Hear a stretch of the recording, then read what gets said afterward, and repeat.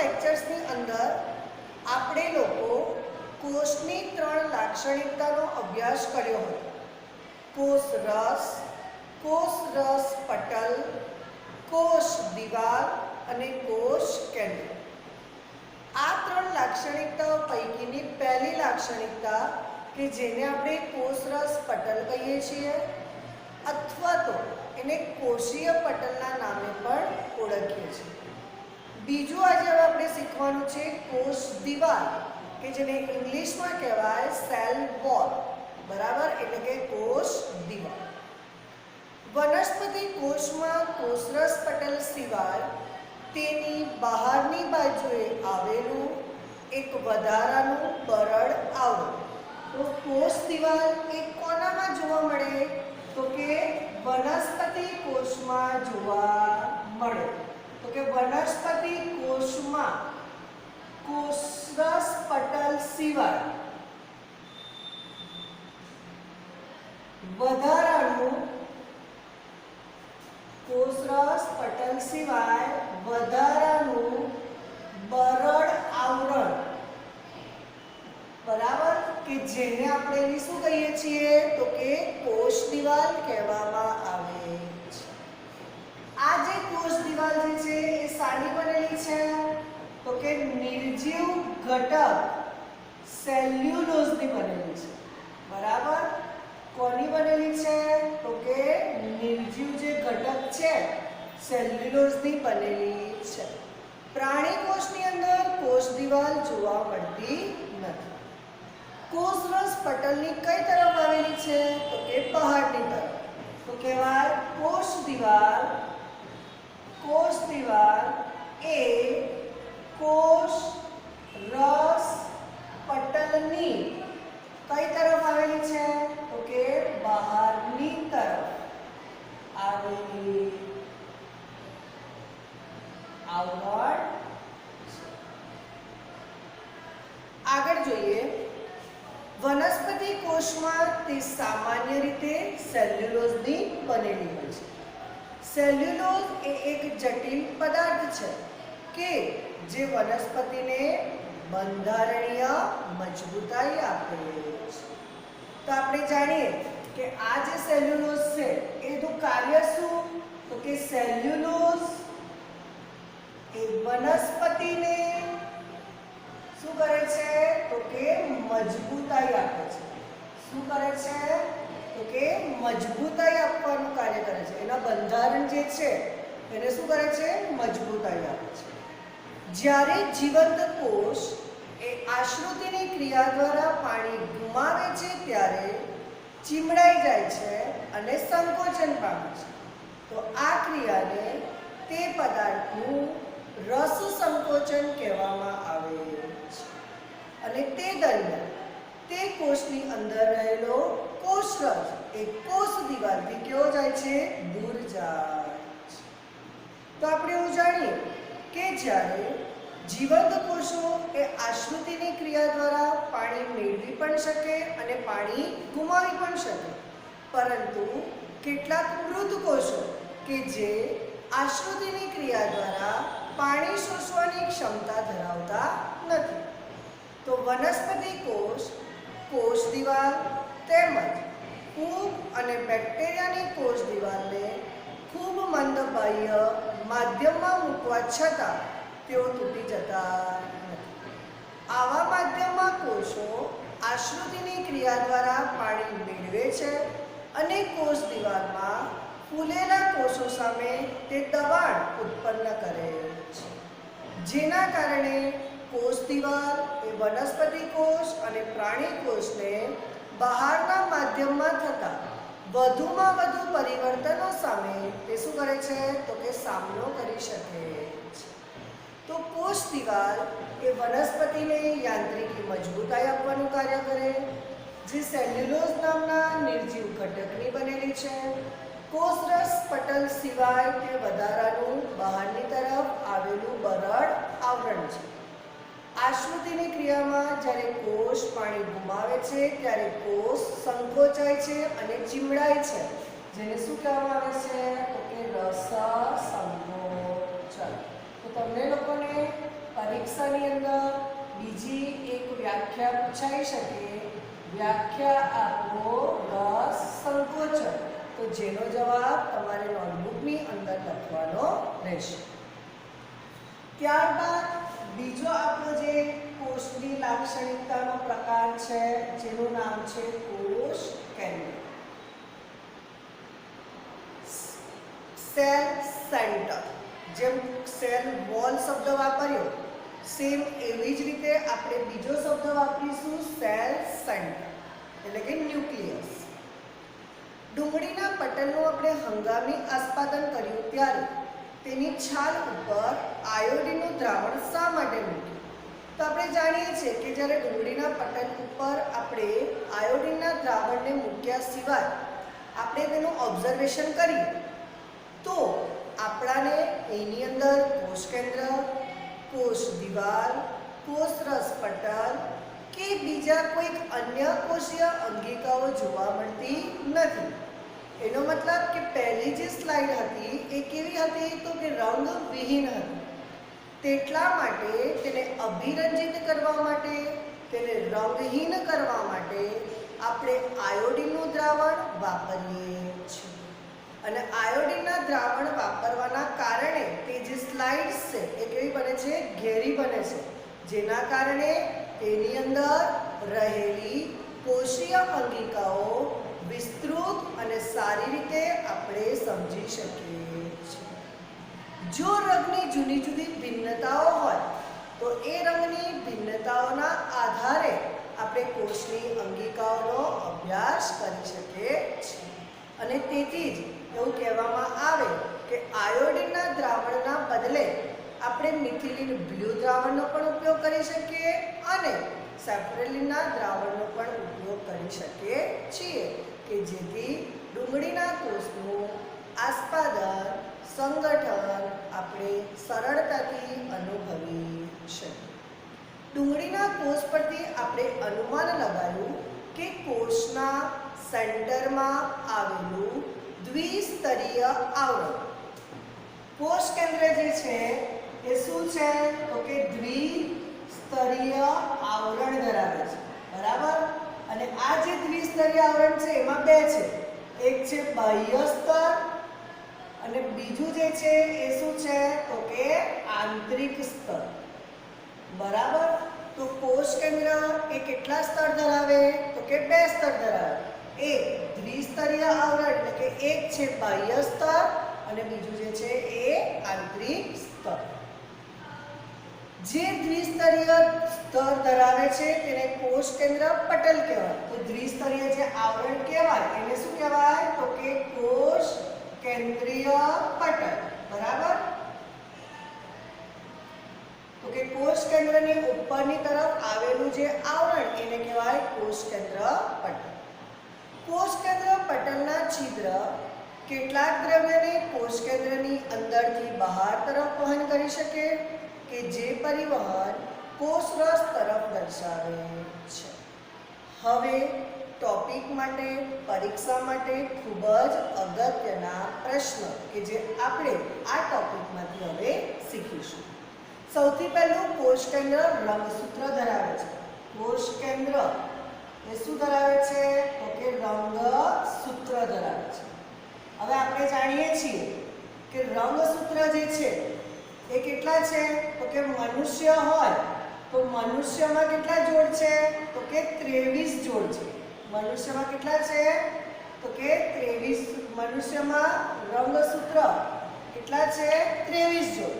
આપણે જાણીએ છીએ કે નર અને માદાની જ્યારે આપણે વાત કરીએ તો નરની અંદર કયો છે? XY, માદાની અંદર કયો છે? XL. તો જ્યારે XY એ X સાથે ભેગો થાય અને X સાથે ભેગો થાય તો જ્યારે XX ભેગા થાય ત્યારે કોનું સર્જન થાય? માદાનું સર્જન થાય. અને X અને Y ભેગા થાય ત્યારે કોનું સર્જન થાય છે? તો કે નરનું સર્જન થાય છે. જેમાં 22 જોડ રંગસૂત્ર સમાન છે, સરખા છે, પરંતુ એક જોડ કે જે જાતીય રંગસૂત્ર છે. કયું રંગસૂત્ર છે? તો કે જાતીય રંગસૂત્ર છે. કે જે કયું છે અલગ છે એક્સ વાય અને એક્સ એક્સ. હવે આ 22 જોડ જે રંગસૂત્ર છે એ બધાના આકાર પણ કેવા છે સરખા. પરંતુ આ બંને જે રંગસૂત્ર જે છે કે જે જાતીય રંગસૂત્ર નર અને માદામાં અલગ જોવા મળે છે એના આકાર પણ કેવા છે તો કે અલગ અલગ છે. કોષ વિભાજન જ્યારે કોષ વિભાજન એટલે કે કોષ જ્યારે વિભાજન પામે છે ત્યારે તેઓ માત્ર સળિયા જેવા આકારની સંરચના ધરાવે છે. રંગસૂત્ર એ પિતૃ પેઢીના લક્ષણો વારસાગત રીતે બીજી પેઢીમાં શું કરે છે ઉતારી આવે છે. અને આ વારસાગત લક્ષણો પેઢીમાં શું નિર્માણ કરે છે તો કે ડીએનએ નું શું કરે છે તો કે નિર્માણ કરે છે. અને ડીએનએ નું ફૂલ ફોર્મ શું છે તો ડીઓરિબોક્સી ન્યુક્લિક એસિડ.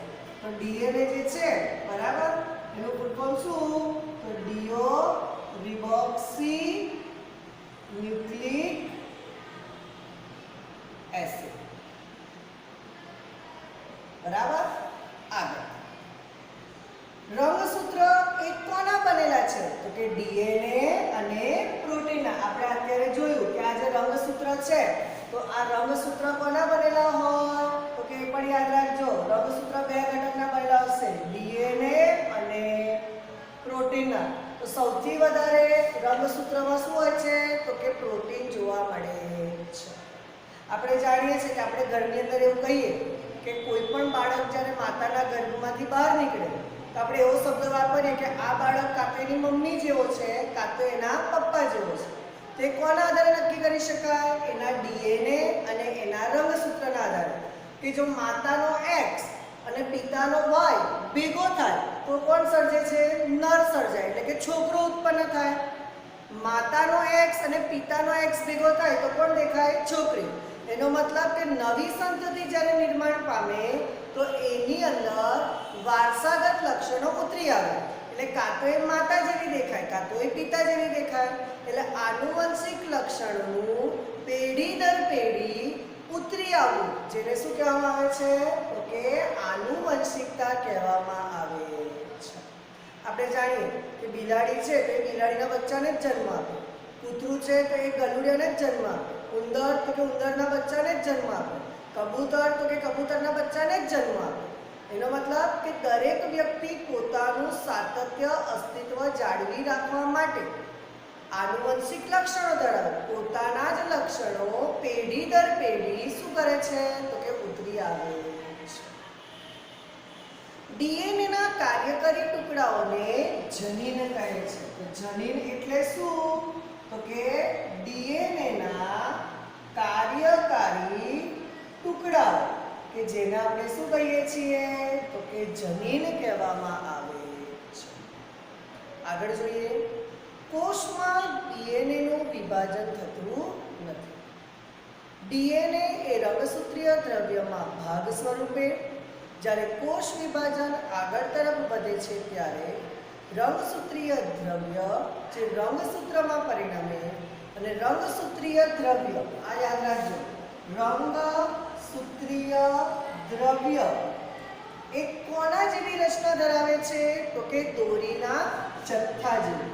કોના જેવી તો કે દોરીના જથ્થા જેવી એ શું કરે છે તો કે રચના ધરાવે છે. આપણે જાણીએ છીએ કે આ દોરી છે આ દોરીનો આવો જથ્થો હોય બરાબર. આ દોરીના જથ્થા જેવી રચના કોણ ધરાવે છે તો કે રંગસૂત્રીય દ્રવ્ય એ દોરીના જથ્થા જેવી રચના ધરાવે છે. આગળ જોઈએ કોષીય પ્રજનનમાં કોષ કેન્દ્ર અગસ્ત્ય ભૂમિકા ભજવે છે. તે ક્રિયા કે જેના દ્વારા એક કોષ વિભાજન પામી બે નવા બાળકોષોનું સર્જન કરે છે. કોષીય પ્રવૃત્તિઓ દ્વારા કોષોનો વિકાસ થઈ તે પરિપક્વતા તરફ આગળ વધે તે ખૂબ મહત્વનું છે. આપણે જાણીએ કે એક કોષ હોય બરાબર. હવે આ કોષનું બે કોષોમાં ભાગ પડ્યા તો આને શું કહેવામાં આવે તો કે કોષ વિભાજન. હવે આ જે કોષ વિભાજન છે એને શું કહેવામાં આવે તો કે દ્વિભાજન કહેવાય. દ્વિભાજનનો મતલબ શું તો કે કોષનું બે જુદા કોષોમાં વિભાજન.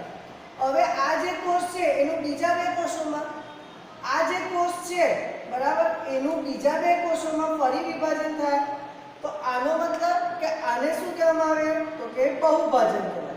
એનો મતલબ કે એક જ કોષનું બે કોષોમાં, બીજા બે કોષોનું બીજા બે કોષોમાં, બીજા બે કોષોનું બીજા બે કોષોમાં, આમ સતત ને સતત આગળ વિભાજન થતું રહે તો એને કહેવામાં આવે છે કોષોનું વિભાજન.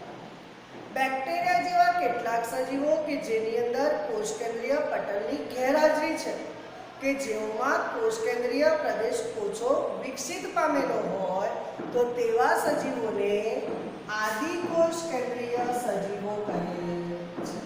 તો હવે આપણે ભણીશું આદિકોષ કેન્દ્રીય સજીવ અને સુકોષ કેન્દ્રીય સજીવ. બરાબર. હવે સુકોષ કેન્દ્રીય સજીવ અને આદિકોષ કેન્દ્રીય સજીવ એટલે શું તો કે જે સજીવોની અંદર કોષરસીય પટલનો અભાવ હોય અને જો કોષરસીય પટલ હાજર હોય તો એ સુવિકસિત હોતું નથી તો એને કહેવાય આદિકોષ કેન્દ્રીય સજીવ. જે સજીવોની અંદર કોષ કેન્દ્ર સુવિકસિત હોય તો એને કહેવામાં આવે છે સુકોષ કેન્દ્રીય સજીવ.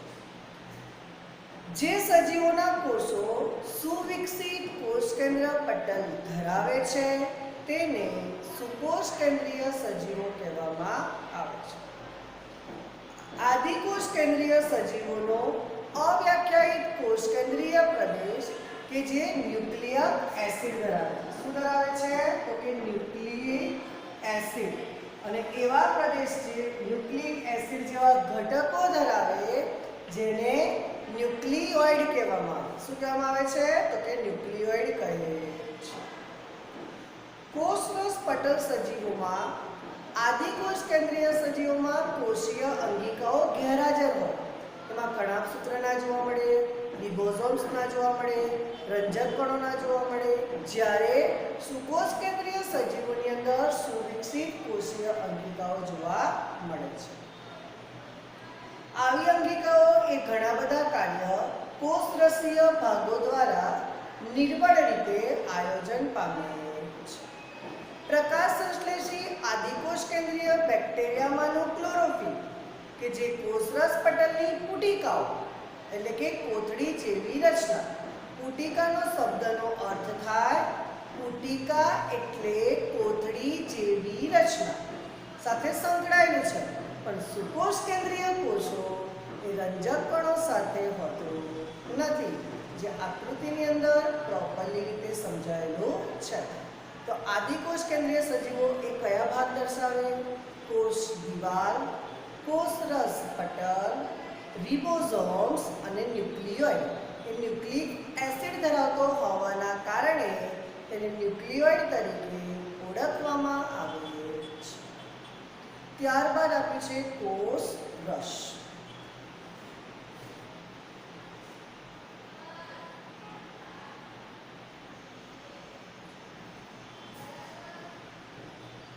હવે આપણે બીજી લાક્ષણિકતા શીખીશું કોષરસ. ડુંગળીના કોષ તેમજ ગાલના કોષના અંદરના કોષોનું હંગામી આસ્પાદન જોયું ત્યારે કોષરસ પટલનો પ્રત્યેક કોષ એ એક વિશિષ્ટ ભાગ વડે આવરિત હતો. તે ભાગને કોષરસ કહેવામાં આવે છે. કોષરસ એ ખૂબ જ ઓછું અભિરંજક દ્રવ્ય ધરાવે છે, જેને કોષરસ કહેવામાં આવે છે. તો કોષની અંદર આવેલું અભિરંજક દ્રવ્ય જેને કોષરસના નામે ઓળખવામાં આવે છે. કોષરસ પટલની અંદરની તરફ આવેલું જે પ્રવાહી જેને પણ આપણે શું કહીએ છીએ તો કે કોષરસ કહીએ છીએ, તે વિશિષ્ટ પ્રકારની કોષીય અંગિકાઓ ધરાવે છે. આ બધી અંગિકાઓ કે જે કોષ માટે એક વિશિષ્ટ અને ચોક્કસ કાર્ય કરે છે. કોષીય અંગિકાઓ એ પટલ દ્વારા આવૃત હોય છે. આદિકોષમાં કોષકેન્દ્રીય પટલ તેમજ પટલીય કોશિકાઓની અંગિકાઓ પણ કેવી હોય છે? ગેરહાજર. મેં તમને આગળ જ કીધું કે આદિકોષ કેન્દ્રીય સજીવો એટલે એવા સજીવો કે જેની અંદર સુવિકસિત કોષ કેન્દ્ર ના હોય. અહીંયા તમે લોકોને આગળ જે આકૃતિ આપી છે તો આ આકૃતિની અંદર કોષ દિવાલ છે, કોષરસ પટલ છે, રિબોઝોમ્સ છે અને ન્યુક્લિયોઇડ છે, પણ સુવિકસિત કોષ કેન્દ્ર હોતું નથી. તો કોષ કેન્દ્ર એ કોષની એક અંગિકા જ છે, પણ કોષ કેન્દ્રનો અભાવ છે તો એની સાથે સાથે એના શરીરની અંદર, એના કોષોની અંદર બીજી પણ અંગિકાઓ જોવા મળતી નથી. પટલનું મહત્વ એ આપણે વાયરસના ઉદાહરણ દ્વારા સમજી શકીએ છીએ કે કોઈ પણ વાયરસ જે છે એ જ્યારે કોઈ પણ વ્યક્તિના શરીરની અંદર જ્યારે પ્રવેશે ત્યારે એને આપણે શું કહીએ છીએ? તો કે યજમાન કોષ કહીએ. વાયરસ જે છે એ શું છે? યજમાન છે, મહેમાન છે, બરાબર. જ્યારે એ એકલો જીવન જીવતો હોય તો એ નિર્મિત ના થઈ શકે, એનો વૃદ્ધિ અને વિકાસ ના થઈ શકે. પણ હવા, પાણી કે ખોરાક દ્વારા કોઈક કોષની અંદર પ્રવેશે તો એ કેવો છે? જીવંત છે. કેમ? કારણ કે એને સંપૂર્ણ વૃદ્ધિ, વિકાસ, ખોરાક પ્રાપ્ત થઈ શકે છે. તેથી એ કેવો કહેવાય? જીવંત કહેવામાં આવે છે. અને જ્યાં સુધી તે વાયરસ કોષોનું યાંત્રિકી દ્વારા ગુણન ન કરે ત્યાં સુધી તે કોષ એ કોઈ જ પ્રકારની જીવંતતા લાક્ષણિકતા ધરાવતો નથી. જ્યારે એ કોઈક યજમાન તરીકે બીજાના શરીરની અંદર પ્રવેશે ત્યારે એનો ખોરાક પણ મળે, એનો વૃદ્ધિ પણ થાય અને એનો વિકાસ પણ થાય. ત્યારે એ શરીરની અંદર એક કરતાં વધારે વાયરસના કોષો ઉત્પન્ન કરે છે. અને એક કરતાં વધારે વાયરસના કોષો ઉત્પન્ન થાય કે જેના કારણે એ શું કરે છે? વિકાસશીલ થઈ જાય. આપણે જાણીએ કે આપણા શરીરની અંદર માત્ર એક જ જો કોવિડનો વાયરસ હોય અને ગળાની નીચે લમ્સમાં જતો રહે તો એ અંદર શું કરે છે? વૃદ્ધિ પામે અને ધીરે ધીરે વૃદ્ધિ પામી અને એનો શું કરી નાખે? વધારો કરી નાખે. અને એક પરિસ્થિતિ એવી આવે કે લમ્સની અંદર બધા જ વાયરસો ભેગા થઈ જાય. હવે વાયરસ ભેગા થાય એટલે શ્વસન ક્રિયા આપણાથી થઈ શકે નહીં. શ્વસન ક્રિયા ના થાય એટલે વ્યક્તિ શું કરે? મૃત્યુ પામે. જ્યારે બેક્ટેરિયા આપણા શરીરની અંદર પ્રવેશે તો ધીરે ધીરે શું કરે છે? નાશ પામે છે. એની વૃદ્ધિ થતી નથી. વૃદ્ધિ તો થાય છે પણ કેવી ગતિએ થાય છે? ધીમી ગતિએ થાય છે. અને એનો નાશ પણ કેવો થાય છે? ધીમી ગતિએ. જ્યારે વાયરસની વૃદ્ધિ ઝડપી થાય છે અને એનો નાશ પણ કેવો થાય છે? ઝડપી. એટલે ડૉક્ટરો આપણને એવું કહે છે કે જ્યારે પણ કોઈ પણ વ્યક્તિને શરદી કે ઉધરસ થઈ હોય તો એવા વ્યક્તિએ તાત્કાલિક ધોરણે ડૉક્ટરનો સંપર્ક કરવો જોઈએ કે જેથી તે વ્યક્તિ બીજી કોઈક વ્યક્તિના સંપર્કમાં આવવાથી રોગ મુક્ત બની શકે. તો વિદ્યાર્થી મિત્રો, આ આપણો કોષ માટેની 3 લાક્ષણિકતાઓ ધરાવતો ટોપિક પૂર્ણ થાય છે. જેમાં કોષની આપણે 3 લાક્ષણિકતાઓ ભણ્યા. સૌથી પહેલી કોષ રસ પટલ કે જેને આપણે કોષીય સ્તર કહીશું. બીજું આપણે શીખ્યા કોષ કેન્દ્ર અને ત્રીજું શીખ્યા આપણે કોષ રસ. એમાં પહેલો એક અગત્યનો મુદ્દો હતો કે જે કોષ દિવાલ કે જે વનસ્પતિ કોષોમાં જોવા મળે છે પરંતુ પ્રાણી કોષોમાં તે જોવા મળતી નથી. તો વિદ્યાર્થી મિત્રો, આ ટોપિક દરેક જણાએ બોર્ડ પરથી નોટબુકમાં જે મેં રીતે લખ્યું છે એ રીતે લખવાનું